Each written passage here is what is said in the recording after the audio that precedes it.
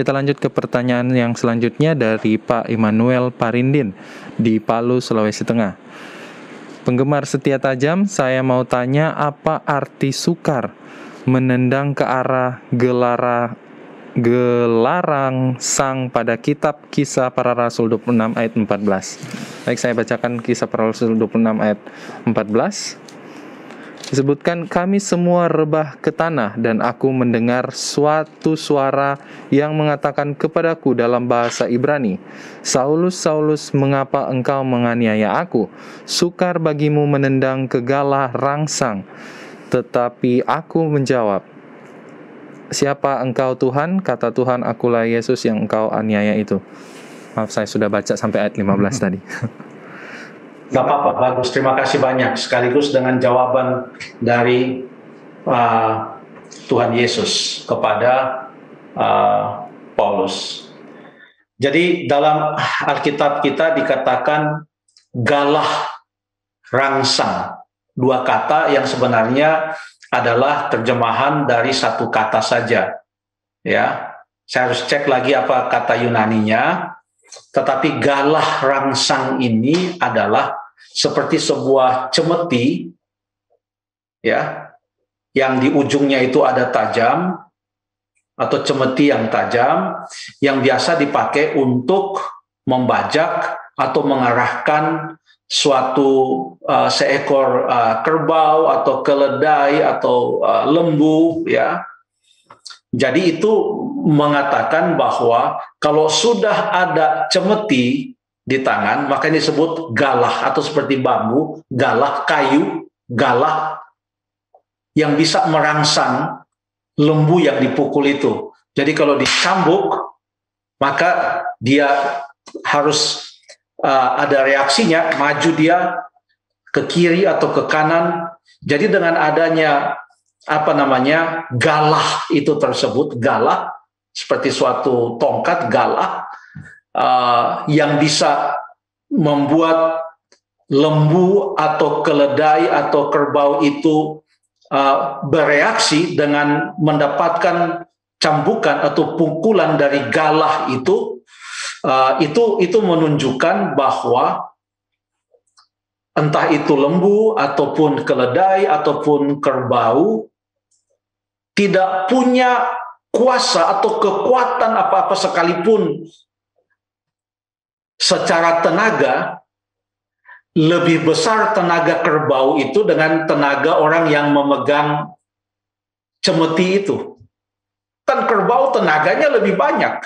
Orang itu kan hanya dengan modal cemeti. Tetapi mengapa kerbau itu menurut, lembu itu menurut? Itu menunjukkan bahwa sehebat apapun lembu itu, sekuat apapun kerbau itu atau keledai itu, tidak bisa ia melawan cemeti itu. Sia-sialah dia untuk bisa melawan galah yang merangsang dia untuk bisa dan untuk melakukan apa saja yang diperintahkan. Tidak bisa dia melawan.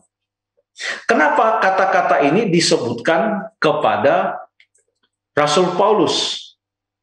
Dan Paulus menceritakan ini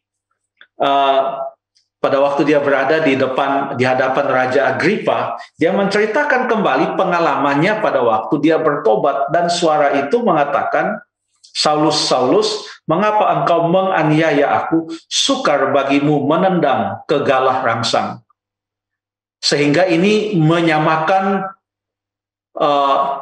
Paulus itu sebagai mungkin seekor keledai atau seekor bagal yang tidak punya kuasa apa-apa untuk dapat melawan kehendak Allah.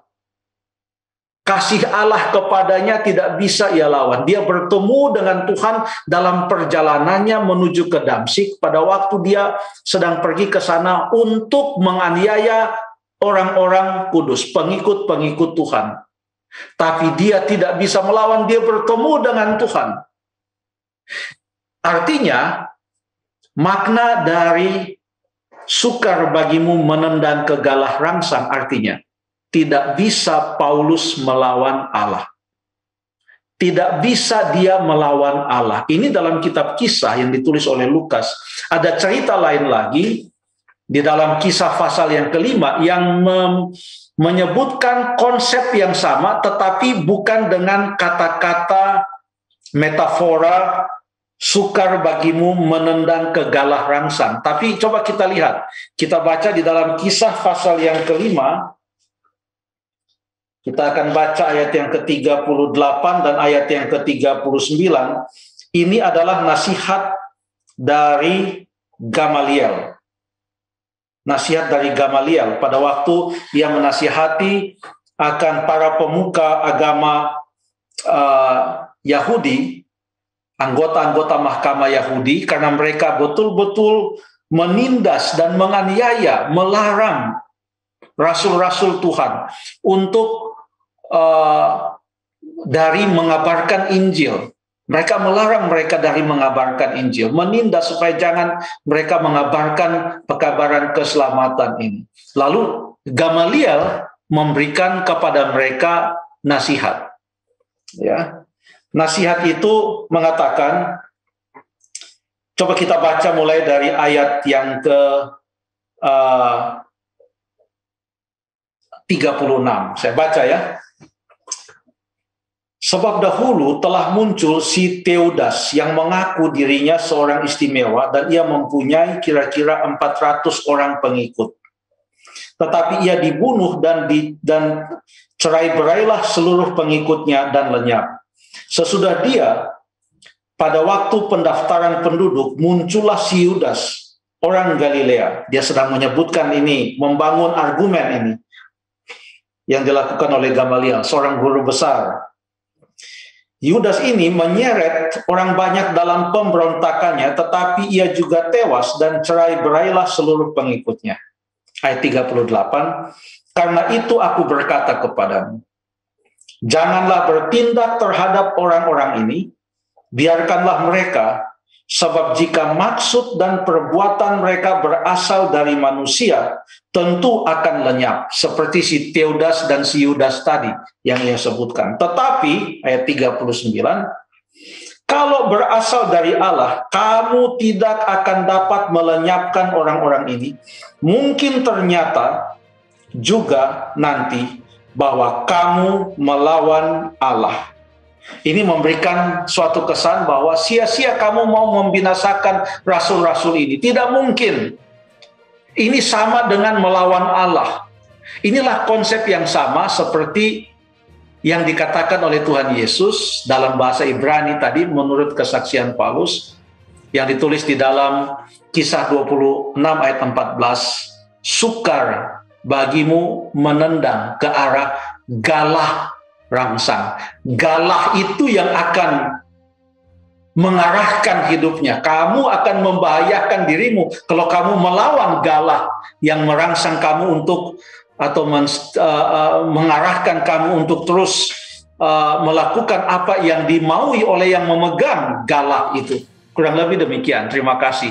Dan Paulus memang tidak bisa melawan kehendak Allah. Kasih Kristus memanggil dia. Begitu besar kasih Tuhan itu bagi Paulus. Dia mengikuti semua petunjuk Tuhan atas keputusannya. Dan dia menjadi seorang rasul yang tadinya adalah penganiaya umat-umat Tuhan. Terima kasih.